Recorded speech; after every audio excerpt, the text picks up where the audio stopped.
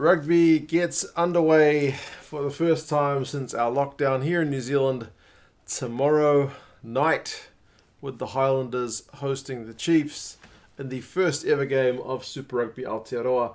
I'll go through the squads, who's playing, who's in, who's out, who's injured, the odds in terms of who's the favourite, and just talk a little bit about the teams as well. Also a bit about how you can watch the game if you haven't figured that out. So, Highlanders, Chiefs. Highlanders, if you don't know, play down in Dunedin. I know there's probably going to be a few people who are new to Super Rugby. So, south of the South Island here in New Zealand, the southernmost team playing an indoor ground, Forsyth Bar Stadium. Prior to lockdown, they were not having the best season in Super Rugby. They had played 6 games for 1 win, 1 draw, and 4 losses, whereas the Chiefs, on the other hand, the away team were having a bit of a better run. They still weren't flawless, but they were 4 wins and 2 losses. Highlanders are coached by Aaron Mauger, probably a bit familiar to some people in terms of the more familiar in terms of his All Black career, but also coaching with Leicester. He's been there and done that. Not quite the same coaching reputation as perhaps Warren Gatland with the Chiefs. He's been and done it pretty much everywhere else in the Northern Hemisphere, hasn't he? So, he's a traditional Waikato man, which is where the Chiefs are from, so that's his team. And, like I said, they were 4 wins and 2 losses, including one over the Champion Crusaders before lockdown. In terms of the squads, the Highlanders have named a pretty strong lineup. Their injury list doesn't go quite as long. However, new signing Nihi Milner-Skudder is not available. It will be interesting to see how many games he is able to get, because he tends to have just injury woes, man. And Lynchus is out for the season as well. Front row includes Captain Ash Dixon and hooker Aidan Johnston. Siali Tokolahi is the other prop. Paripari Parkinson, Josh Dixon. Second row is probably going to be one area they'll be looking to dominate when you look at the Chiefs lineup. Back row is Frizzell, Hunt, and Tu'u is there at number 8. So it's a solid looking 4-pack. You got a couple of, I think 3 All Blacks in there, although none with any kind of huge number of caps. Backs, Aaron Smith is probably your most well-known guy for any of you guys new to Super Rugby. All Black halfback. Josh Ioane is probably considered the third choice All Black 10. Behind Bowden Barrett and Richie Mo'unga. He was in the All Blacks wider training squad before the World Cup, but didn't make his way to Japan. Tompkinson and Thompson are 12 and 13. It's interesting that Ioane is back at 10, because previously they have been playing him at 12 prior to lockdown, but it seems like that experiment was over.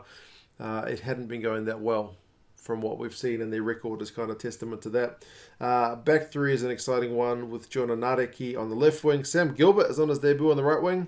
And Mitch Hunt, who usually plays 10. He was the guy who was at 10 when Ioane was at 12. He is pushed back to fullback. So essentially they're playing the game with 2 10s, reminiscent of the All Black strategy at the World Cup. So, Mitch Hunt's the former kind of Crusaders backup guy to Richie Mo'unga. And, he's a solid player. He has broken the Highlanders' hearts prior to this game, but he is playing for the Highlanders now. Bench, you've got Coltman, who's an All Black on the bench, Dan Leonard-Brown, Thwaites, Selby Rickett, Ben Nicholas, Kane Hamilton, Tay Walden, and Viliami Koroi will also make his debut if he gets on. So, it's a pretty exciting team, and a kind of mixture of youth and experience. 2 debutants is not too bad, and Ash Dixon is captain, as I mentioned, in the front row. The Chiefs, their injury list is a lot longer. The injury list is way longer. Moley is out, Ta'avao, Allardyce, Karpik, Harris, Sam Kane, Sam McNichol, and the list goes on. So, they've got a fair few guys not available for this one. Aidan Ross, Samsoni Tokiaho, and Nipo Laulala are the front row. Tokiaho is a devastating ball runner. He did some rampaging stuff against my Blues before lockdown, so look out for him. Mitch Brown and Tupo Va'ai are the locks. Now that's probably one area, as I said, where you could Pari Parkinson, Josh Dixon, much more experienced. That could be one area the Chiefs struggle, because they've just got so many guys injured, and I haven't actually checked up to see what the fate of Tyler Ardron is. Maybe he wasn't on the injury list. Is he not in New Zealand? Maybe he went back to Canada for lockdown. I'm not actually sure. Somebody let me know. Back row, Luke Jacobson, Lachlan Boshier, and Gus Sawakula. Now that's going to be probably the battle to watch, is the back row up against the back row, because there's like a fair few fringe All Blacks. I mean, I don't know if it's a bit harsh on Frizzell to call him a fringe All Black, but yeah, a lot of these guys who have been in and around that All Blacks camp in those back rows, so expect that to be pretty intense. Brad Weber is captain at 9. Again, he was kind of third choice All Blacks halfback, so his battle up against Aaron Smith will be an interesting one to watch. Probably likes to take the ball to the line a bit more, and was probably the form 9 in Super Rugby from New Zealand anyway last year. Caleb Trask gets the nod at 10, which means Aaron Cruden is relegated to the bench. Now, from memory, they did this against the Blues before lockdown. Trask started, didn't do that well. They brought on Cruden and took the game away from the Blues in the second half, so that may be what Gats is aiming for here. Anton Leonard-Brown and Quinn Tupaia, who's very much an exciting prospect. Tupaia is at 13. Experienced man ALB at 12, so it's a good midfield. Sean Wainui, Sean Stevenson, 2 experienced Super Rugby wingers, and then Damien McKenzie is there at fullback, and we all know what he can do as well. So he'll be, I guess, helping guide Caleb Trask through the game as well. With his experience, he can step in at first receiver if needs be. The bench, Slater, Coxon, Heldon Hayes, Akoi, Nell. So the forwards, I think you kind of lack probably a bit of experience with those guys, but again, the injury list is long, so it's kind of a needs must. Tuhuri Orangi is an All Black on the bench, as I mentioned, Cruden, and Nanai Seturo is also an excitement machine, kind of outside back on the bench as well. So, the Highlanders are kind of predicted to get beaten. They are, I mean, I guess partly due to this record, and I guess potentially also Aaron Major's kind of lackluster coaching record thus far. I mean, if you're not familiar with them, if you haven't really watched Super Rugby, the Highlanders traditionally under Jamie Joseph were kind of they were happy to surrender possession and were just defensively amazing and were able to hit you on the break, on turnovers, and played a really smart kicking game. But they've kind of switched things up in recent years under Major to try and be a bit more of a possession team, but they haven't really been able to back it up with the results. They squeaked into the playoffs last year, but it was a tight thing, and then they went out in the first round. The Chiefs, interestingly, have in recent years, maybe 10 years, been kind of that excitement machine team. Loads of offloads. That's been their baby.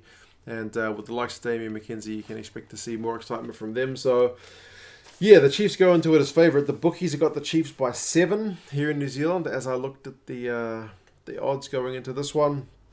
Rugby Forecast algorithm is saying it's going to be a bit closer.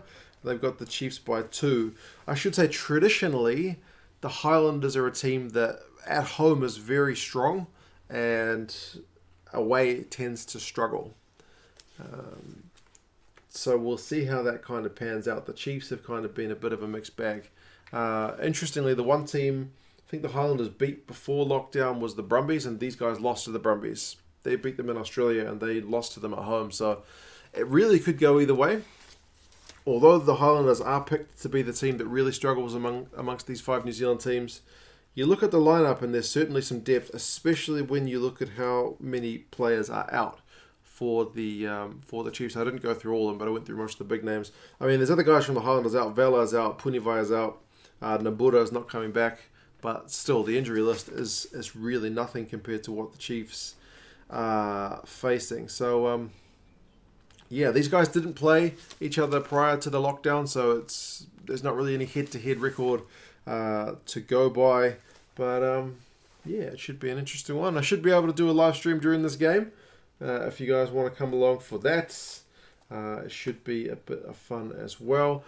Gareth Mason and I are going to do a joint live stream after the game where we'll talk about the game and just all things rugby for about an hour or so, which also should be a bit of fun. If you guys haven't figured out how you're going to watch the game, stick around, I'll show you that. But otherwise, you guys let me know your thoughts. How do you think these two teams are lining up? Who is your favourite to win this one?